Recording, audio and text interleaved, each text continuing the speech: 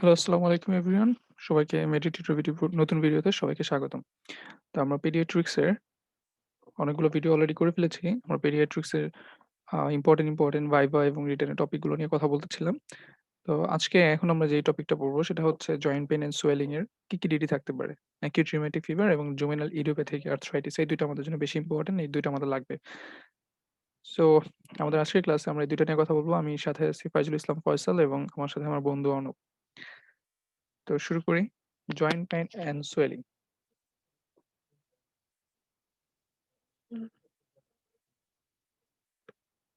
তো joint pain এবং swelling এখানে যে অ্যাকিউট রিউমেটিক ফিভার এবং হচ্ছে জুভেনাইল ইডিওপ্যাথিক আর্থ্রাইটিস এই ২ টা কিন্তু আমাদের রিটেনের জন্য যেরকম ইম্পোর্টেন্ট আর ভাইবার জন্য ইম্পোর্টেন্ট।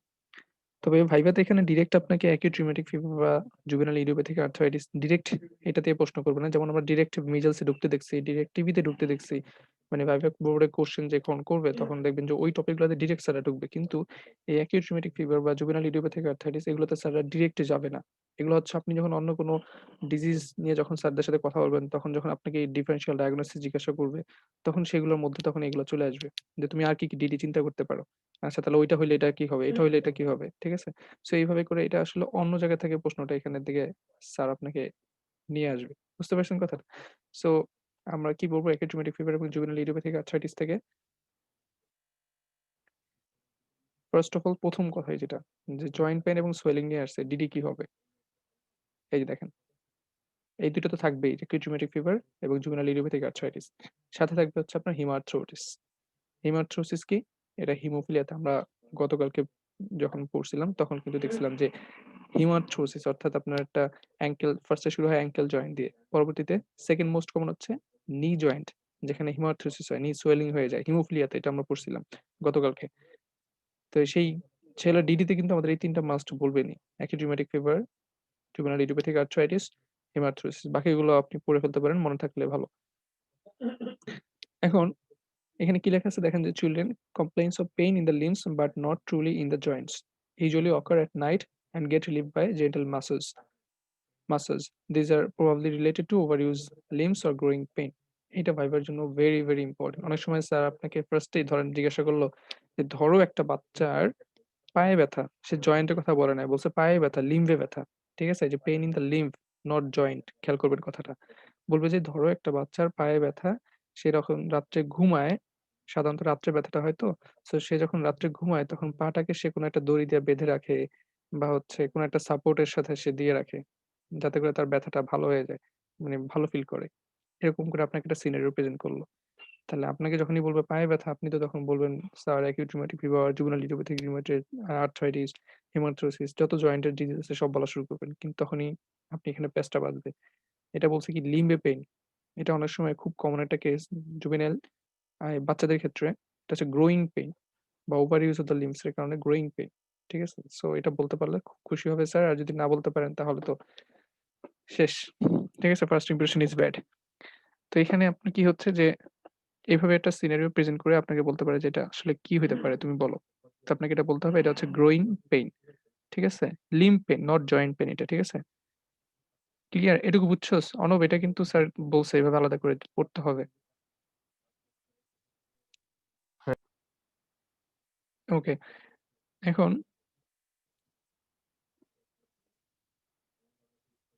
তাহলে আমরা আজকে পড়ব acute rheumatic fever এবং juvenile idiopathic arthritis, two most common causes of arthritis in children, right?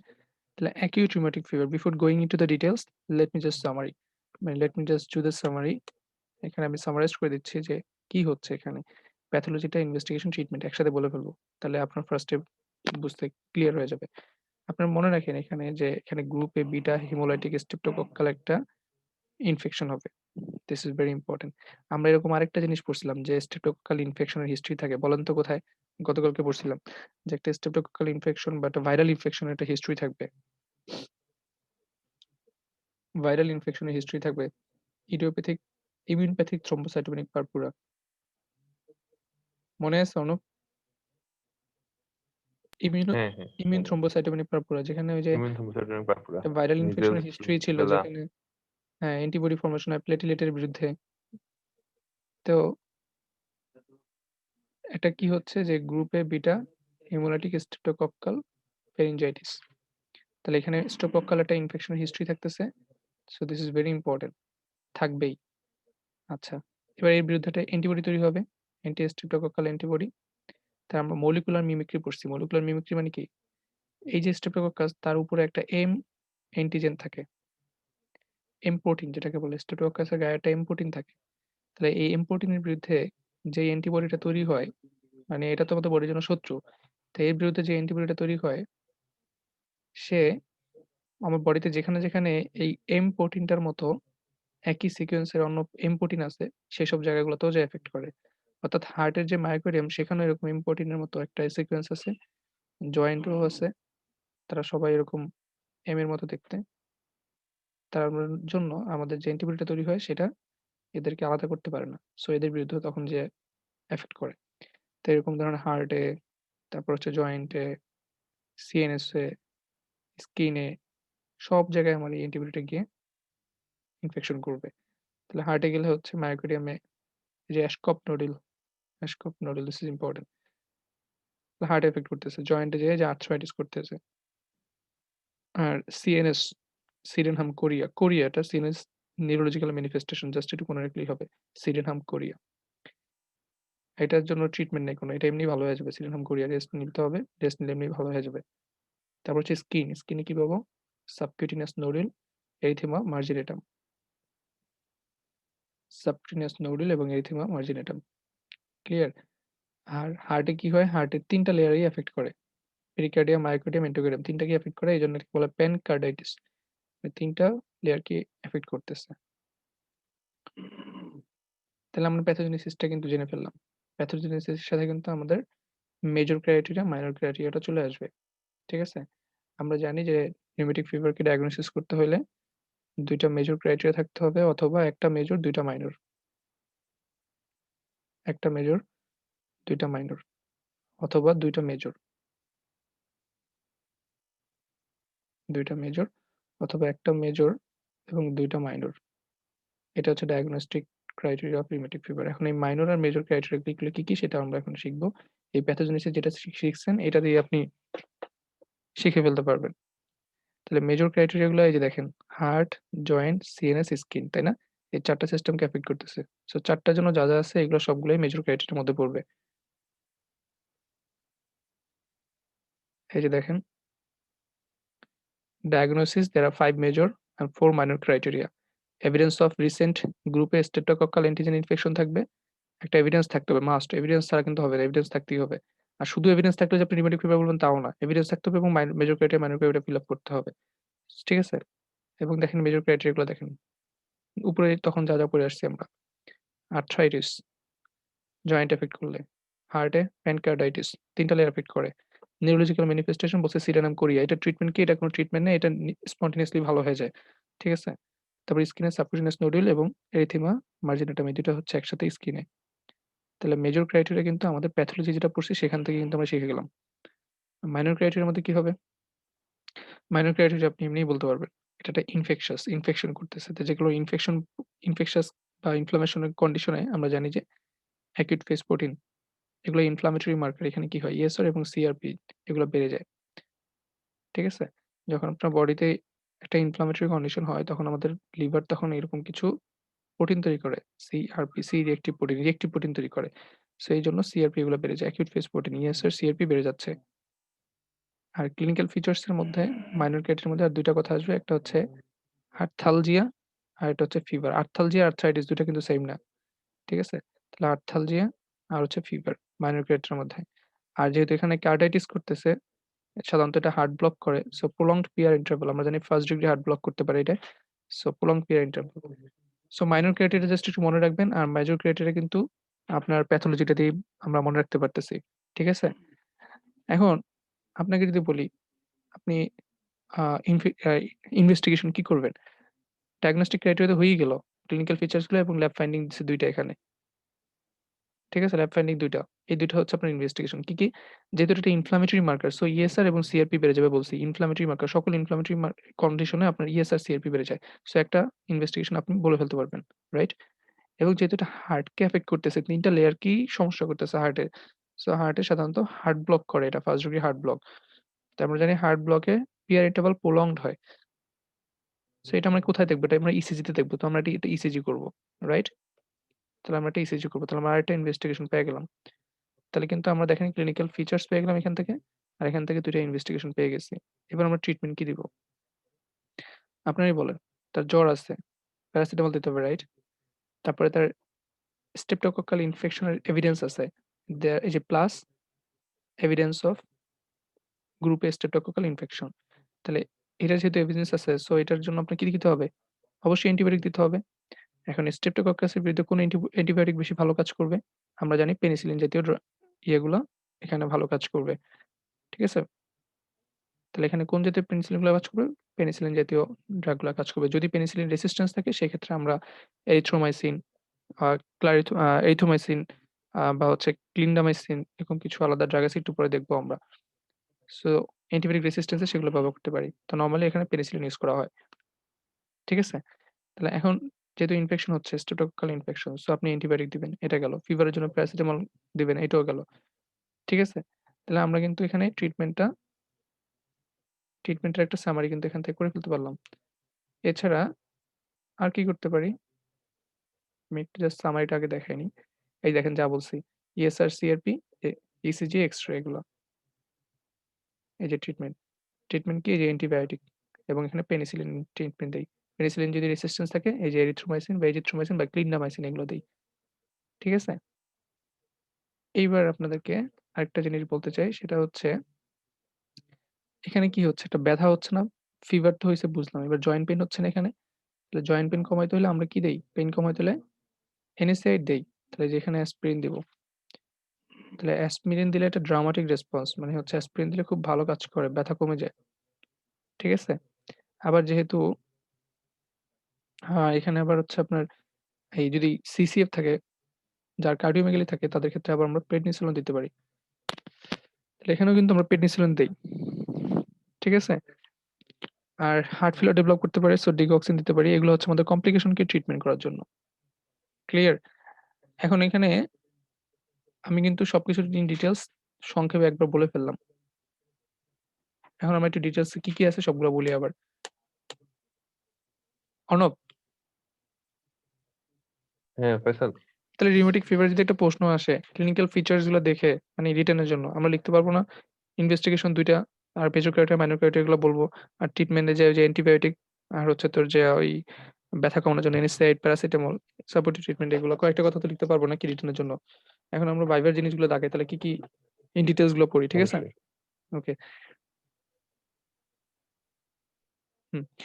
এইবার এখানে যেটা মোস্ট ইম্পোর্টেন্ট একটা কথা, সেটা হচ্ছে এই rheumatic heart disease, acute rheumatic fever, এটা কিন্তু হার্টকে যদি এফেক্ট করে, একবার যদি হার্টকে আক্রান্ত করে, সে কিন্তু হার্টকে মুক্তি দিবে না। জয়েন্টকে এফেক্ট করলে সে জয়েন্টকে মুক্তি দিবে। অর্থাৎ আপনি অ্যাসপিরিন খাওয়াইলেন, ব্যথা ভালো হয়ে গেল। কিন্তু হার্টকে যদি এফেক্ট করে তখন কিন্তু খুব খারাপ অবস্থা হয়ে যাবে। তখন সে হার্টকে সহজে ছাড়তে চাবে না। তখন কন্ডিশন বেশি খারাপ হয়ে যাবে। তাহলে হার্টকে এফেক্ট করে বলতে কিরকম? এই যে মাইট্রাল ভালভুলার ডিজিজ, এই জিনিসটা ইম্পোর্টেন্ট। সেটা হচ্ছে আমরা জানি যে এই যে মাইট্রাল ভালভ, এই রিউমেটিক ফিভার কি একটা ইনফেকশন, তাই না? তাহলে ইনফেকশন যদি যেহেতু, সো এই ভালভুলার এখানে যখন ইনফেকশন হবে তখন এখানে ভেজিটেশন হবে। আমরা এটাকে বলি ভেজিটেশন। ভেজিটেশন হলে ভালভগুলো মোটা হয়ে যাবে। মোটা হয়ে যাবে। তাহলে মোটা হয়ে গেলে তখন এই মাইট্রাল ভালভগুলো বন্ধ হইতে পারবে না ঠিকমতো। বুঝা গেছে? তাহলে মোটা হয়ে গেলে ন্যারো হয়ে যাচ্ছে জায়গাটা। জায়গাটা ন্যারো হয়ে গেলে মাইট্রাল স্টেনোসিস ডেভেলপ করবে এবং এই জায়গাটা রিসার্জিটেশন ও ডেভেলপ করতে পারে। অর্থাৎ এই জায়গাটা যেহেতু ইনফেকশন হচ্ছে, সো আস্তে, আস্তে এই জায়গাটা ছিঁড়ে-বিড়ে যাবে। দরজাটা নষ্ট হয়ে যাবে। সো আল্টিমেটলি এখানে ফুটা তৈরি হবে। সেই ফুটা দিয়ে আবার রিসার্জিটেট ও করতে পারে। নিচ থেকে উপরের দিকে রিসার্জিটেট করতে পারে। তাহলে রিসার্জিটেশন এবং স্টেনোসিস ২ টাই হতে পারে। Mitral valvular disease. ক্লিয়ার? এখন এটুকু কি বুঝা গেছে? হ্যাঁ বন্ধু clear। হ্যাঁ, তো এখানে একটা মজার জিনিস সবাইকে শিখাইয়া দেই। একটা ভালো জিনিস, সবার ভালো লাগবে আশা করি। সেটা হচ্ছে দেখ, উম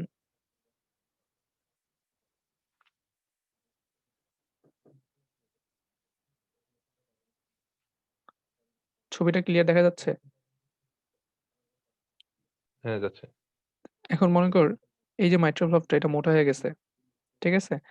তাহলে কি হবে? এই জায়গাটা মোটা হয়ে গেলে স্টেনোসিস হয়ে যাচ্ছে। তাহলে এটা হচ্ছে MS, মাইট্রাল স্টেনোসিস। এখন কথা হচ্ছে আমাদের এই ভেন্ট্রিকল, এটা হচ্ছে ভেন্ট্রিকল, রাইট? তাহলে ভেন্ট্রিকল যখন ডায়াস্টল করে অর্থাৎ সে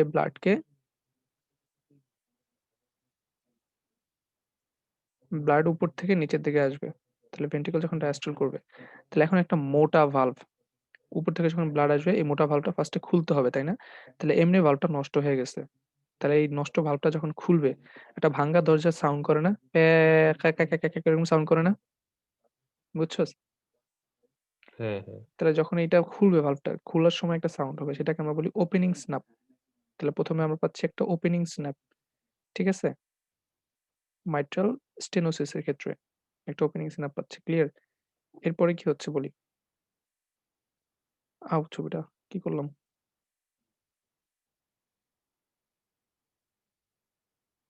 এক মিনিট দাঁড়া। হুম, একটা ওপেনিং স্ন্যাপ পাইছি। এটা গেল। এবার হচ্ছে এটা ডায়াস্টল করতেছে না? তাহলে ডায়াস্টল করলে ফার্স্টে ব্লাড গুলো নামলো। সাধারণত ডায়াস্টলের সময় একদম মিড অবস্থায়, মিড ডায়াস্টলিক মারমার এইজন্য পাওয়া যায়। মিড অবস্থায় ব্লাড ফ্লোটা খুব বেশি থাকে। ঠিক আছে? তো ব্লাডটা যখন ধুপ করে এখানে এসে এই ভেন্ট্রিকুলার গায়ে আশ্রয় পড়বে তখন একটা সাউন্ড পাবো। সেটাকে বলি mid diastolic murmur. Mid diastolic murmur. তাহলে এখানে আমরা ওপেনিং স্ন্যাপ পাচ্ছি এবং মিড ডায়াস্টলিক মারমার পাচ্ছি। কোথায়? মাইট্রাল স্টেনোসিসে। একটু ক্লিয়ার বুঝছোস? এটা কিন্তু খুব সুন্দর একটা জিনিস। এটা কিন্তু হার্টে যখন পড়বো তখন আমাদের লাগবে। হ্যাঁ, বুঝা গেছে। আচ্ছা, এবার আরেকটা মজার জিনিস দেখাই।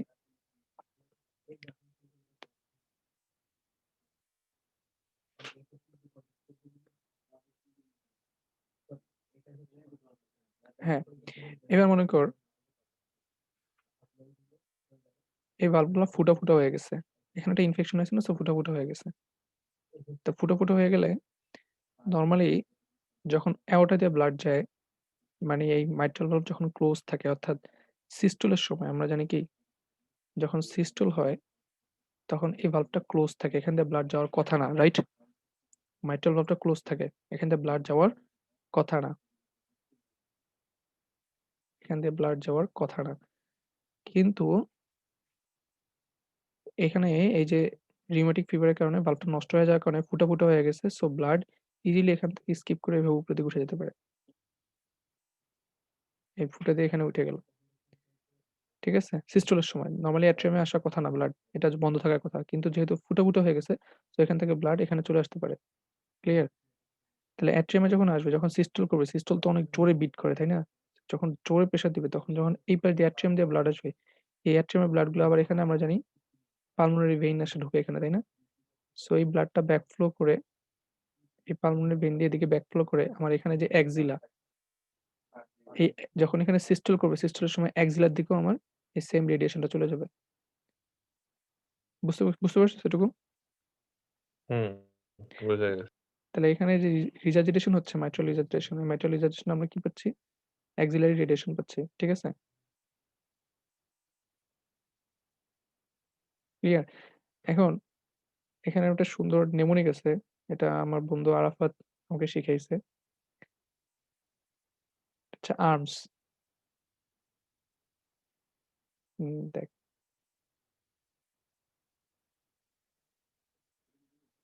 এই যে মাইট্রাল স্টেনোসিস। মাইট্রাল স্টেনোসিসে কি হয়? একটু আগে বললাম মিড ডায়াস্টলিক মারমার, তাই না? হ্যাঁ, আর এআর দিয়ে হচ্ছে কি অ্যাওর্টিক রিজার্জিটেশন। ঠিক আছে। তাহলে ১ মিনিট দাঁড়া।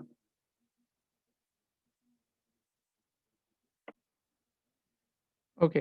তাহলে এখানে নেমোনিকটা হচ্ছে যে এমএস। এমএস হচ্ছে কি? Arms MS. এমএস দিয়ে হচ্ছে এম দিয়ে মিড ডায়াস্টলিক মারমার। আর এআর হচ্ছে আর, তাই না? তা আর দিয়ে আর্লি ডায়াস্টলিক মারমার। সো অ্যাওর্টিক রিজার্জিটেশন এ আর্লি ডায়াস্টলিক মারমার হয় আরকি। তো যাই হোক এটা আমরা যখন হার্ট ডিজিজ পড়বো তখন বুঝতে পারবো আরকি। এটা মেডিসিনের সময় পড়াবো ইনশাআল্লাহ। তো এটুকু এমনে বুঝতে পারছিস? সেটা খুব সুন্দর একটা জিনিস শিখাই দিলাম আরকি। হুম, বুঝা গেছে। ওকে,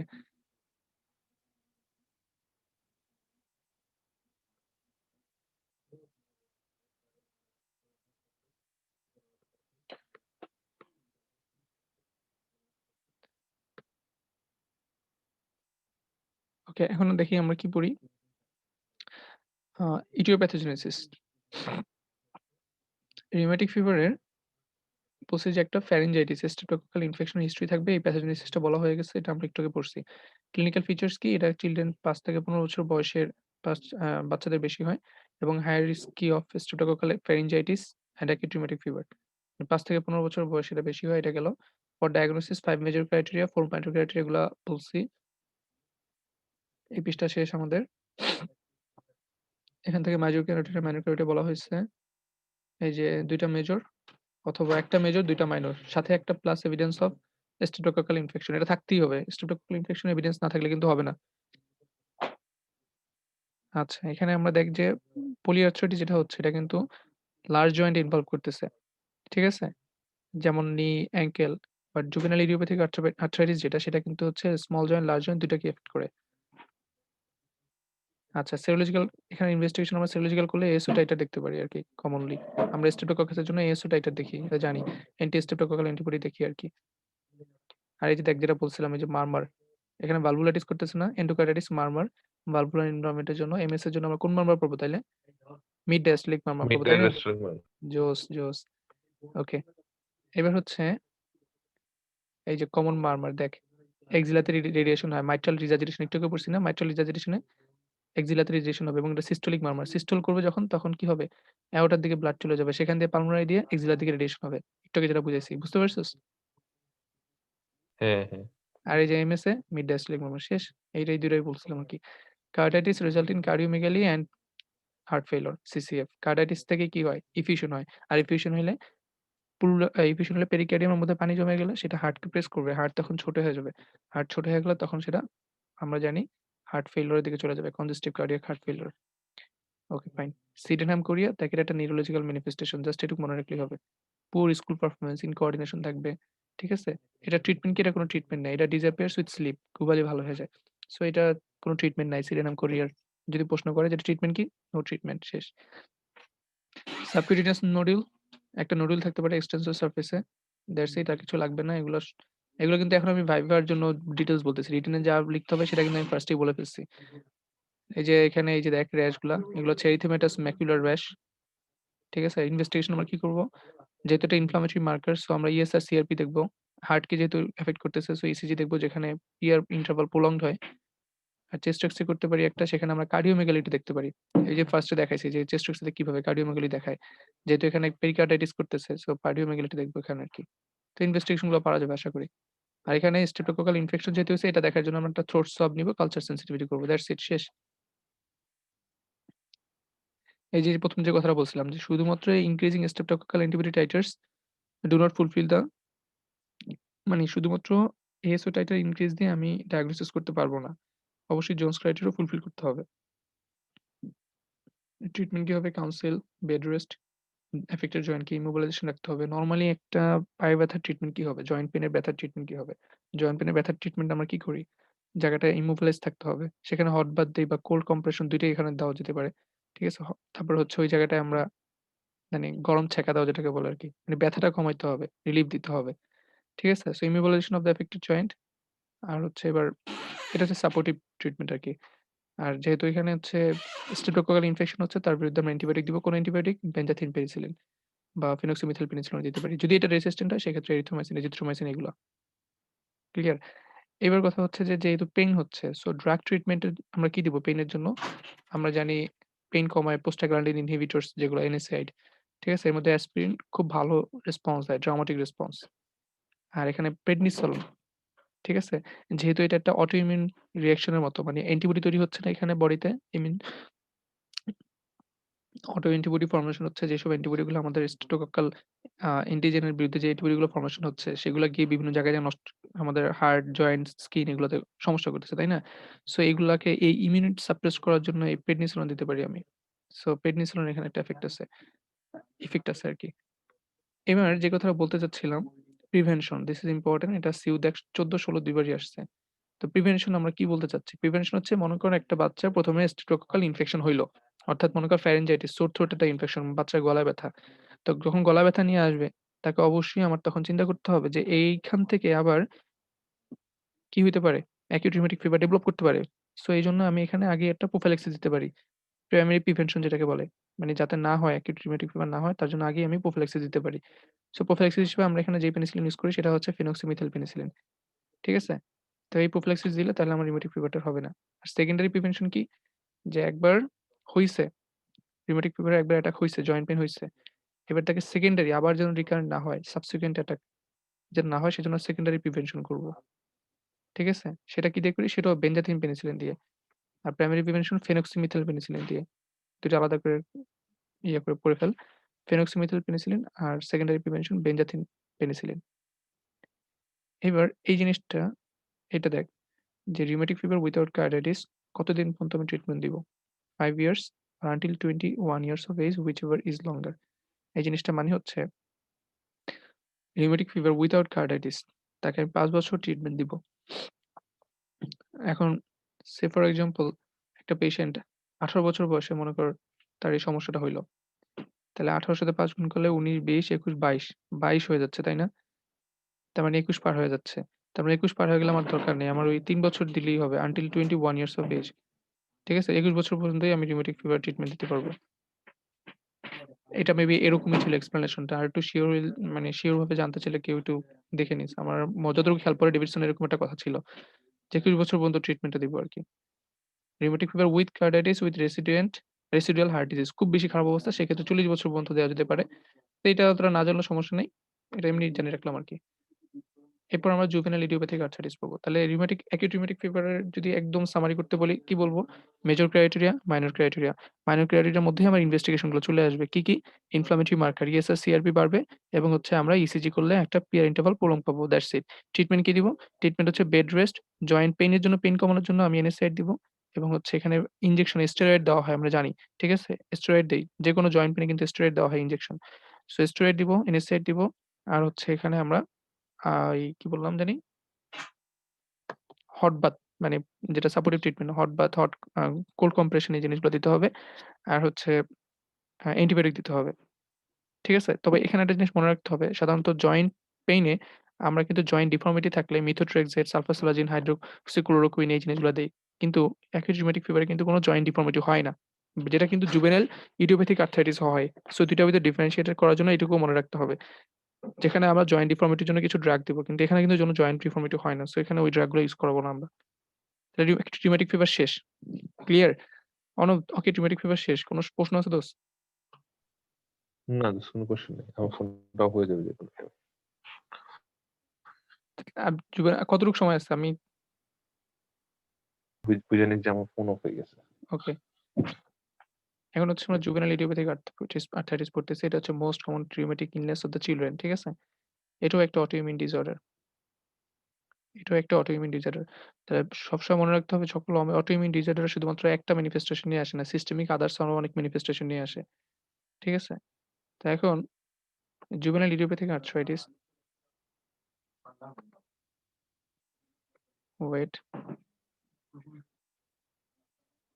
হ্যাঁ, ডায়াগনস্টিক ক্রাইটেরিয়া এখানে আর্থ্রাইটিস থাকবে এবং এই কথাটা ইম্পোর্টেন্ট যে onset of arthritis before 16 years হবে ১৬ বছর বয়সের আগে এটা হয়।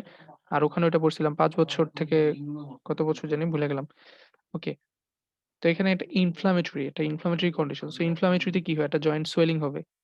তারপর সেই জায়গাটা টেন্ডারনেস থাকবে, পেইন থাকবে, টেম্পারেচার বেড়ে যাবে এবং সেই জায়গাটা মুভ ফাংশনাল ইসিউ আমরা ইনফ্লামেশন যে ৪ টা যে জানি রেডনেস, রুবো কালার রুবো ডলার পিলার যেগুলো আছে সেই সাইন গুলো পাবো এখানে ইনফ্লামেটরি সাইন গুলা পাবো।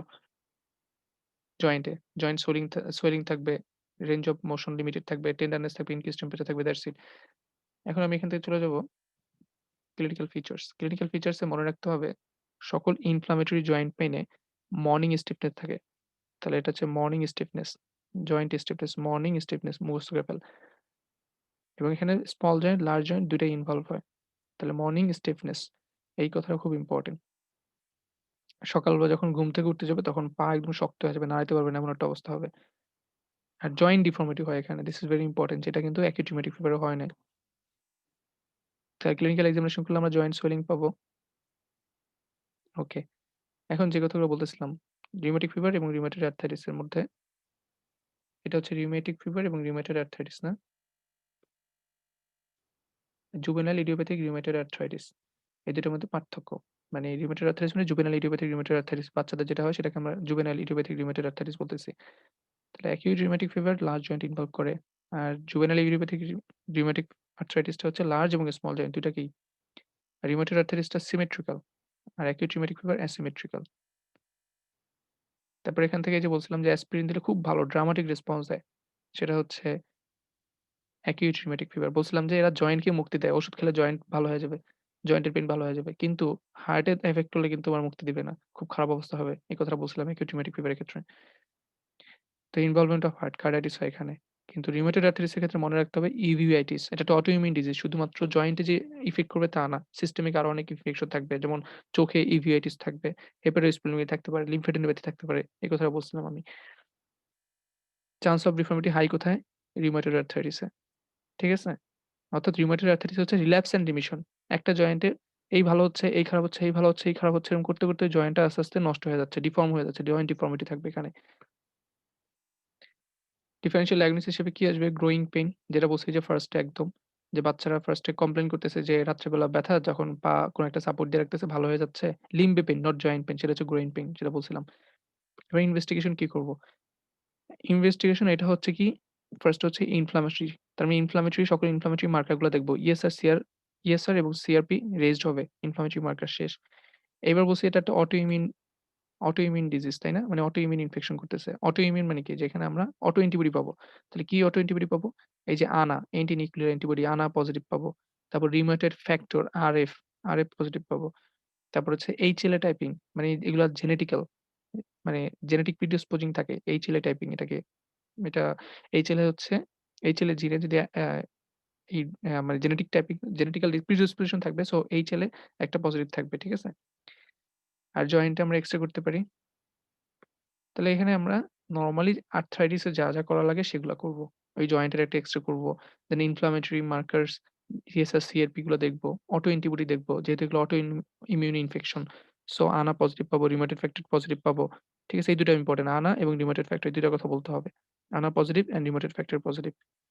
আর HLA ট্যাপিং করব। এটা HLA পজিশন থাকবে। দ্যাটস ইট আর কিচ্ছু না। আর কিচ্ছু লিখতে হবে না এখানে এত কিছু লাগবে না। কমপ্লিকেশন কি হবে? যে বলছি জয়েন্ট ডিফর্মিটি হবে। একটা জায়গায় বারবার ইনফেকশন হচ্ছে জয়েন্টে। রিল্যাপস অ্যান্ড রিমিশন ভালো হচ্ছে, খারাপ হচ্ছে। সো এই জায়গাটা আস্তে, আস্তে ডিফর্মিটি ডেভেলপ করবে। তাহলে ট্রিটমেন্ট কি?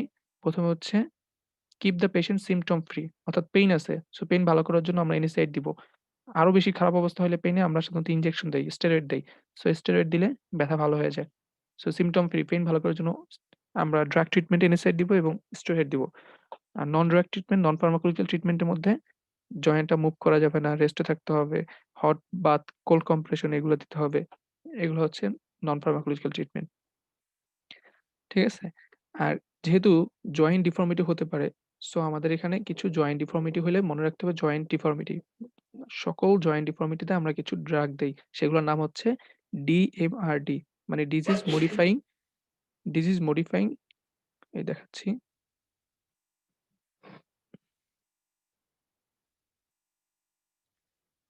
DMRD disease modifying rheumatoid disease. ঠিক আছে? এগুলো হচ্ছে সকল জয়েন্ট ডিফর্মিটিতে আমরা এই ড্রাগগুলা দেই। ডিএমআরডির কিছু নাম জিজ্ঞাসা করবে স্যার তখন কি বলবা? সেটা হচ্ছে মিথোট্রেক্সেট, সালফাসলাজিন আর হচ্ছে হাইড্রক্সি ক্লোরোকুইন। ঠিক আছে? এগুলোর নাম বলতে পারি। মিথোট্রেক্সেটটা শুনতে চায় বেশি। বাকিগুলো না বলতে বললেও সমস্যা নাই। মিথোট্রেক্সেট এগুলো জয়েন্ট ডিফর্মিটিতে দেয়। আরেকটা কথা এখানে মনে রাখতে হবে যাদেরকে মিথোট্রেক্সেট দেওয়া হয় তাদেরকে অবশ্যই ফলিক অ্যাসিড দিতে হবে সাথে। মাস্ট না দিলে কিন্তু সমস্যা হবে। মিথোট্রেক্সেট দিলে সাথে ফলিক অ্যাসিড অবশ্যই দিতে হবে। ঠিক আছে? কারণ এরা হচ্ছে ওই যে ফলিক অ্যাসিডের যে মেকানিজমটা আছে পিউরিন পাইরিমিডিনের যে মেকানিজম, ওই মেটাবলিজমের একটা ঝামেলা আছে এখানে। সো ওইটার যখন মেডিসিন পড়বো তখন বলবো আরকি। তো এখানে ফলিক অ্যাসিড দিতে হবে সাথে মিথোট্রেক্সেট দিলে। তাহলে একটা ডিএমআরটি দিলাম। সাথে আর কি দিব? ডিএমআরটির সাথে আমরা একটা সকল ডিফর্মিটিতে ডিএমআরটির সাথে আমরা একটা বায়োলজিক্যাল এজেন্ট দিতে পারি। বায়োলজিক্স বলা হয় এটাকে। মানে আমরা জানি না বিভিন্ন সাইটোকাইন রিলিজ হয়। TNF, টিউমার নেক্রোটিক ফ্যাক্টর এরকম বিভিন্ন সাইটোকাইন পড়ছি। তারপর গামা ইন্টারফেরন। তাহলে এইসব তারপর হচ্ছে মনোক্লোনাল অ্যান্টিবডি। এইসব সাইটোকাইনের বিরুদ্ধে যেসব ওষুধগুলো এগুলাকে বলা হয় বায়োলজিক্স। ঠিক আছে? যেমন এই যে টক্লিজুমাব এটা একটা মনোক্লোনাল অ্যান্টিবডি। ঠিক আছে? তারপরে এখানে anti TNF factor biologics, rituximab monoclonal antibody এগুলো হচ্ছে বায়োলজিক্স বলা হয় এগুলাকে। সকল জয়েন্ট ডিফর্মিটিতে আমরা DMRD দেই। এটা ভালো না হলে সাথে একটা বায়োলজিক্স দেই। এটুকু ক্লিয়ার অর্ণব?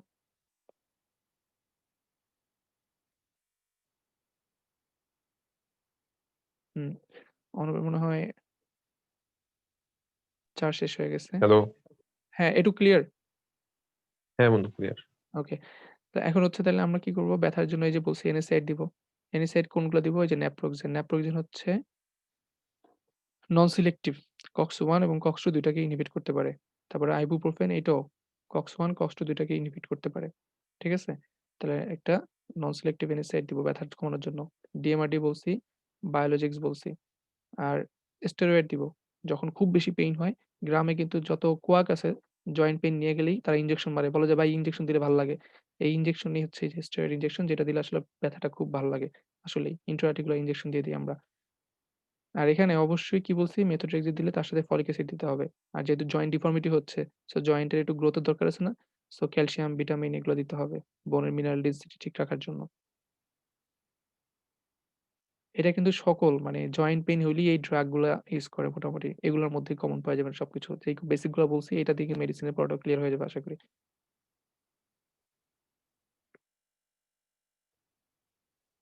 হ্যাঁ, অনব তাহলে আমাদের হচ্ছে শেষ।